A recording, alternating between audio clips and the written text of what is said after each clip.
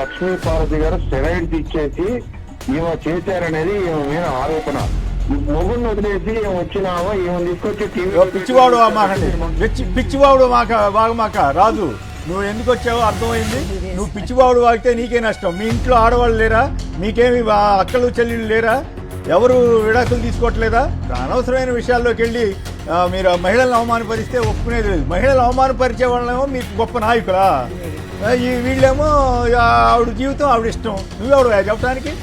Sir, Andhra Pradesh అనేది ఈ రోజున ఈ సెక్స్ వర్కర్లకు అగ్రస్థానంలో ఉంది. కానీ ఆ ఎక్కువ మంది సెక్స్ వర్కర్లు ఎక్కడున్నారంటే అమరావతి చుట్టుపక్కల ప్రాంతాల్లో ఉన్నారు. ఆ వార్త నేను కూడా చూశాను. టైమ్స్ ఆఫ్ ఇండియాలోనో దీంట్లో హిందూలోనో వచ్చింది.